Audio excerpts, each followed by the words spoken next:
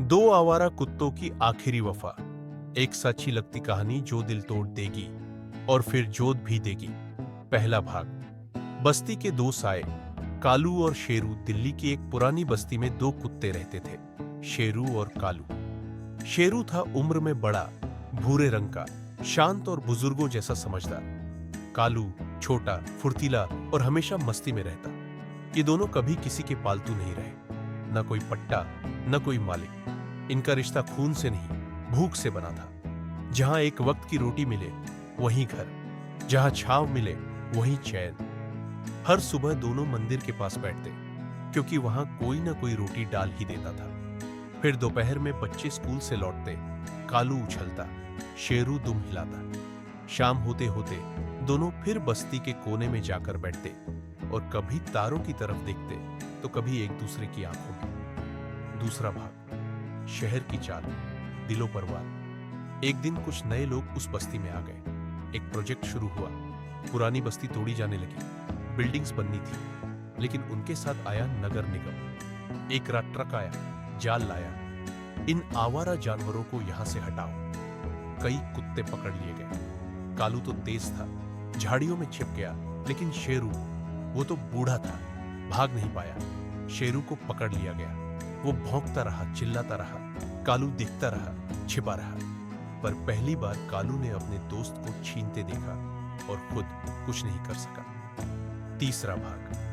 दोस्ती की तलाश। अगली सुबह कालू वहां वहां गया जहां जहां वो और शेरू जाते थे। मंदिर, स्कूल के बाहर, पान वाले की दुकान, वो नीम का पेड़ जहां दोनों दोपहर को सोते थे। लेकिन शेरू कहीं नहीं था। कालू ने खाना छोड़ दिया, खेलना बंद कर दिया, सिर्फ तलाश करता रहा। एक बच्ची जिसका नाम था रिया उसे देखती थी, कभी कभी रोटी देती थी। उसने देखा कि कालू दिन ब दिन कमजोर हो रहा है। एक दिन कालू ने एक सरकारी गाड़ी के पीछे दौड़ना शुरू किया। शायद उसी में शेरू था। रिया की मां ने एनजीओ को कॉल किया। चौथा भाग। वक्त का इम्तिहान। शेरू अब एक शेल्टर में था, अकेला, चुप और बीमार।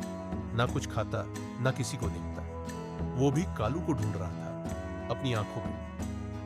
एनजीओ ने कालू को देखा, उसकी हालत देखी और तस्वीरें ली। उन्होंने पहचान लिया, ये दोनों साथ रहते थे। रिया की मां और एनजीओ ने मिलकर दोनों को मिलवाने का प्लान बनाया। पांचवां भाग। मिलन का वो लम्हा। शेल्टर में एक बड़ा पिंजरा खोला गया। शेरू को वहां लाया गया और सामने से कालू को छोड़ा गया। पहले 10 सेकंड सन्नाटा, फिर कालू ने सूंघा, एक झटका, दौड़। शेरू ने भी आवाज सुनी, दुम हिली, शरीर कांपा और फिर दोनों ने एक दूसरे को ऐसे गले लगाया जैसे बरसों बाद कोई बिछड़ा हुआ भाई मिला हो। पूरी टीम की आंखें नम थी। अंत। दिल को छू लेने वाली वफा। एनजीओ ने दोनों को गोद लेने की बात की, लेकिन रिया की जिद थी, मम्मी प्लीज, ये हमारे ही रहेंगे। अब शेरू और कालू किसी बस्ती के कोने में नहीं, रिया के साथ एक प्यारे घर में रहते हैं। दिन में बिस्किट, रात को गद्दा और दिल में प्यार। लेकिन सबसे बड़ी बात, वो एक दूसरे के पास है, क्योंकि ये दुनिया छीन सकती है छत, खाना, नाम,